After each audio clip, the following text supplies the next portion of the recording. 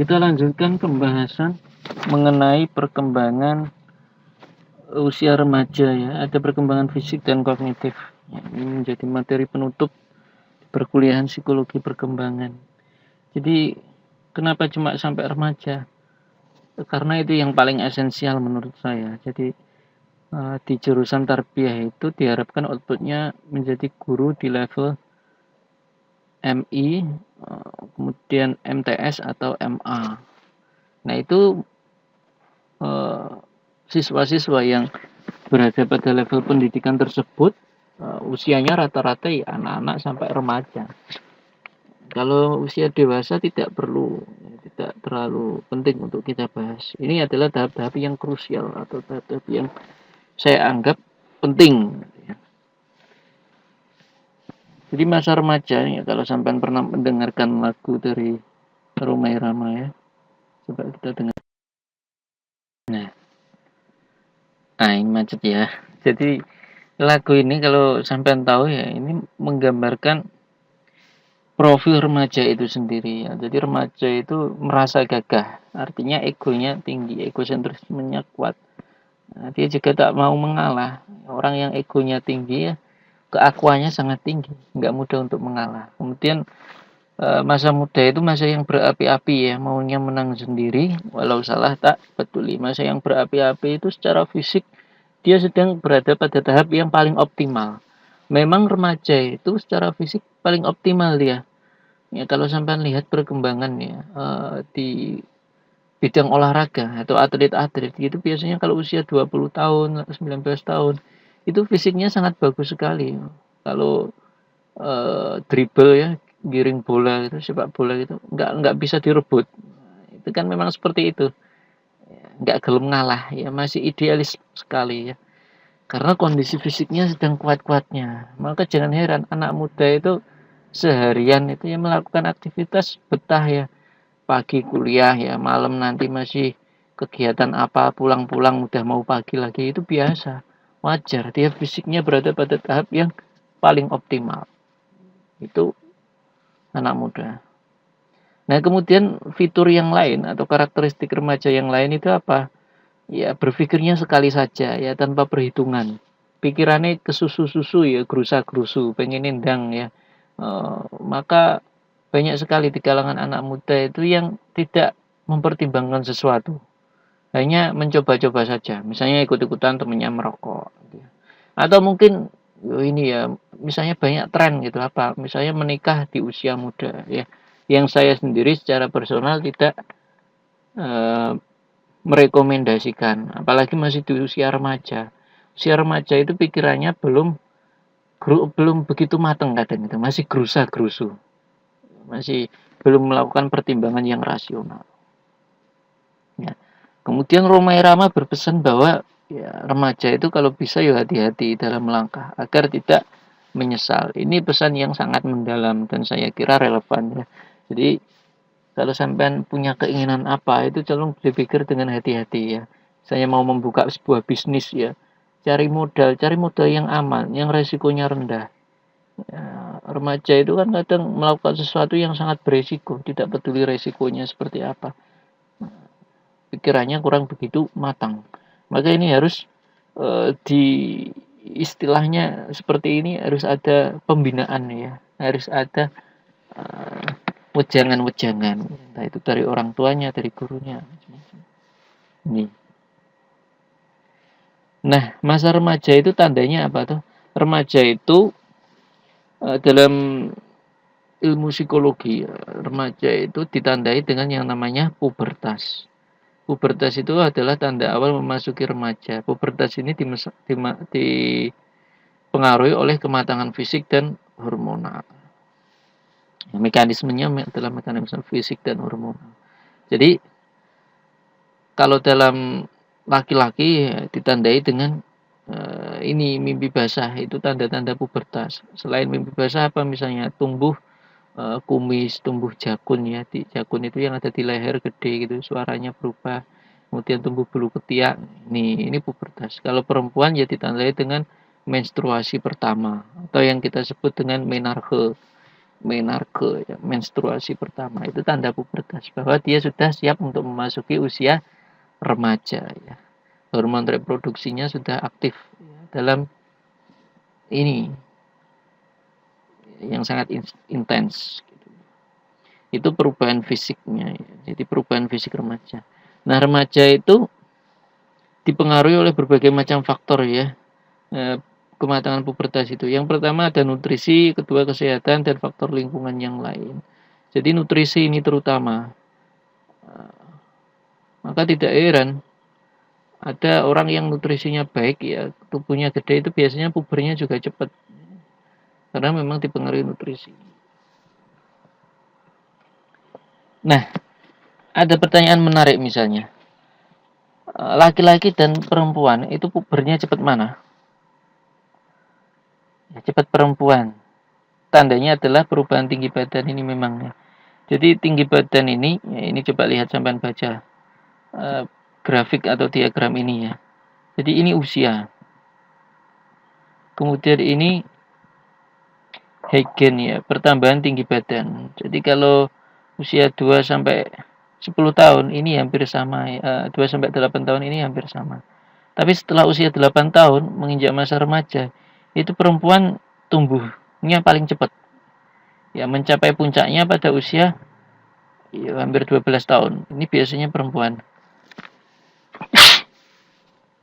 tumbuh paling cepat. Maka perempuan itu kalau SD kelas 5, kelas 6 itu wis gede-gede gitu. Sementara yang laki-laki itu belum tumbuh, ya belum begitu tinggi, masih cilik-cilik gitu, kayak Upin Ipin gitu. Padahal yang perempuannya sudah gede-gede. Nah, ini biasanya memang seperti itu kebanyakan. Nah, laki-laki nanti perubahan tinggi badan itu paling pesat adalah ketika usia 14 tahun. Kalau perempuan tadi 11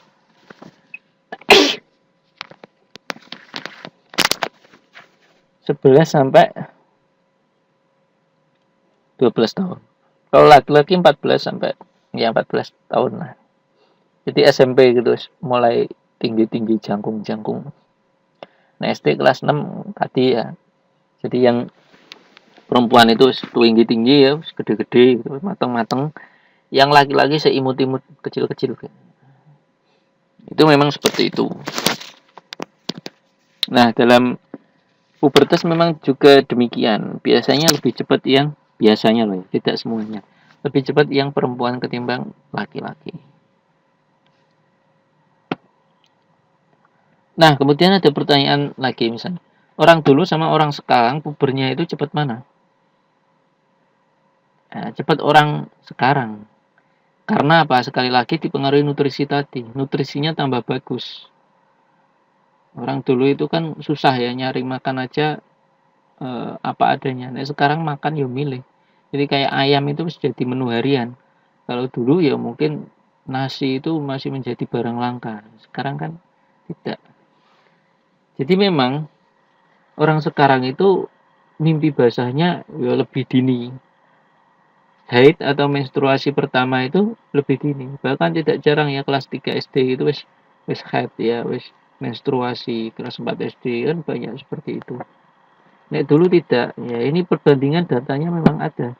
Jadi di tahun 1840-an, nah ini sayang di Indonesia tidak ada ya. Ini beberapa negara ya. Ini negara-negara maju ya. Ada Norway, Finlandia, Sweden, United States itu Amerika, UK itu Inggris ya, United Kingdom. Nah, datanya coba lihat. Ini tahun, ini median itu nilai tengah ya. Median itu nilai tengah usia ya. Pada saat menarge, kebanyakan di usia berapa. Jadi menarge itu haid pertama atau menstruasi pertama. Di Norwegia tahun 1840 itu kebanyakan haid pertama itu 17 tahun. Oh, gede ya.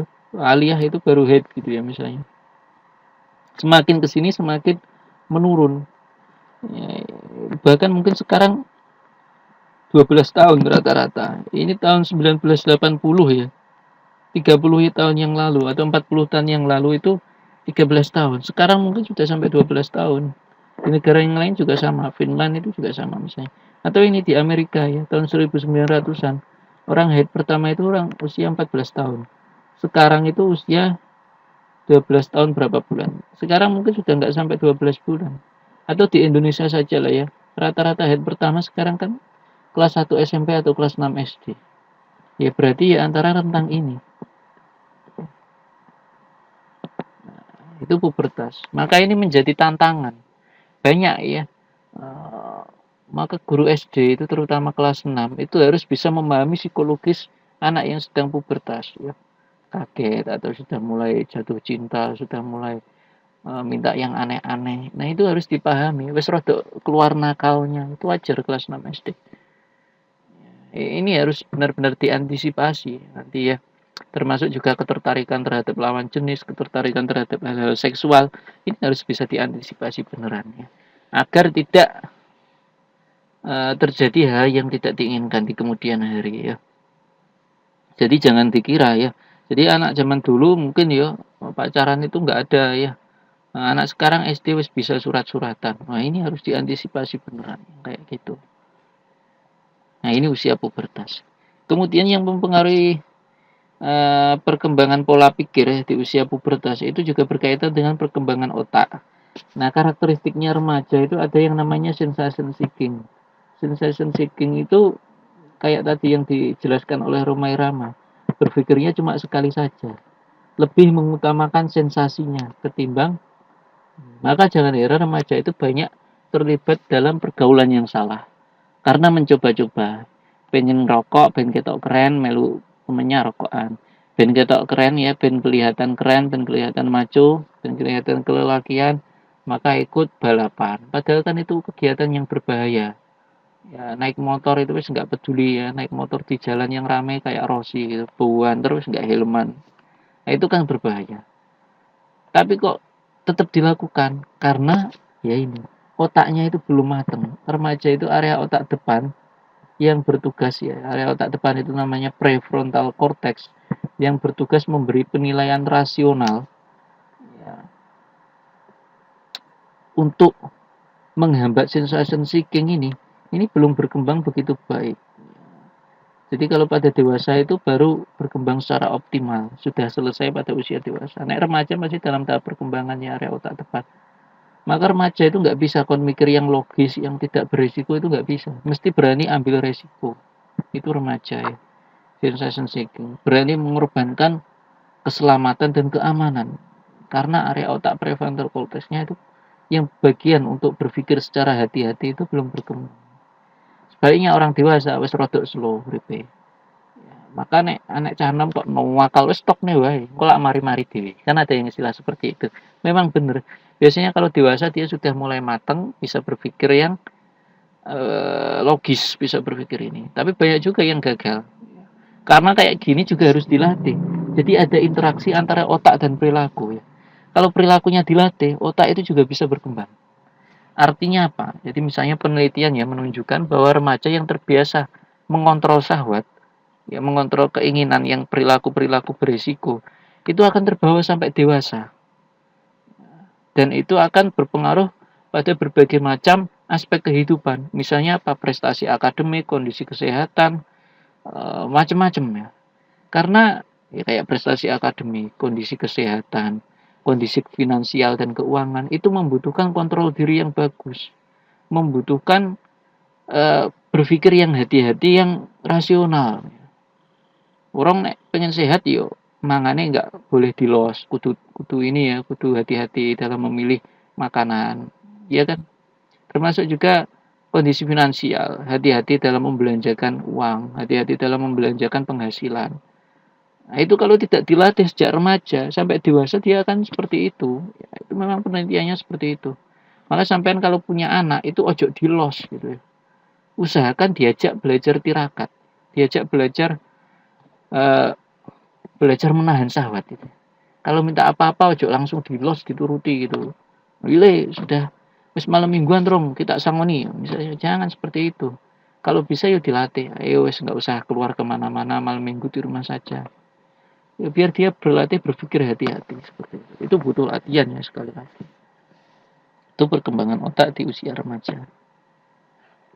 Nah, tahap perkembangan kognitif usia remaja itu mulai 12 tahun ya. Menurut Piaget ini tahap perkembangan paling tinggi. Jadi remaja atau orang dewasa itu sama ya kognitifnya. Jadi sejak remaja itu perkembangan sudah optimal. Nah, dia berada pada tahap operasional formal. Tandanya apa? Bisa mengeksplor gagasan yang abstrak. Jadi konsep-konsep abstrak yo, kayak apa misalnya aljabar linear, macam-macam itu kan konsep yang abstrak. Atau misalnya sesuatu yang berpikir abstrak loh ya, filsafat, ya, teologi, itu kan berpikir abstrak. Itu wes bisa remaja diajak berpikir kayak gitu. Ya. Jadi bisa mengeksplor dan memanipulasi gagasan di kepala tanpa perlu elemen yang konkret. Jadi remaja sudah didoktrin ideologi itu bisa. Ya, SMP SMA diajari apa itu demokrasi, apa itu macam-macam ya prinsip keadilan itu wes ngerti. Nek cah SD usia kelas 5, kelas 4 itu orang dunung dijak ngomong kayak gini ya. Belum nyantol. Tapi kalau SMP SMA sudah harusnya bisa nyantol ya. Kemudian operasional formal itu bisa berpikir matematis ya, bisa berpikir sebab akibat ya, kreatif melakukan penelaran abstrak. Nah, misalnya siapa jika A lebih tinggi dari B, B lebih tinggi dari C, siapa yang paling tinggi? Dan ada di sini. Ini berpikir matematis ya. Jadi kayak merumuskan hipotesis itu bisa. Ya, melakukan penelitian itu kan butuh merumuskan hipotesis. Jadi dari dugaan sementara permasalahan, kemudian dugaan sementara dilakukan pembuktian. Itu kan berpikir sebab akibat. Nah, kemudian dalam hal problem solving itu ada bedanya dengan anak-anak. Kalau anak-anak itu problem solving itu trial dan error. Jadi kalau benerin sepeda, ya wis kuwabe di oprek-oprek ya. Mana yang bener gitu ya. Benerin TV juga gitu, gak metu channelnya yuk. TV-nya dipukul di macam-macam. Trial dan error. Siapa tahu nanti bisa keluar gambarnya. Tapi kalau remaja tidak, pemecahan masalahnya itu wis sistematis ya. Operasional. Jadi penalaran, dia melakukan penalaran gitu.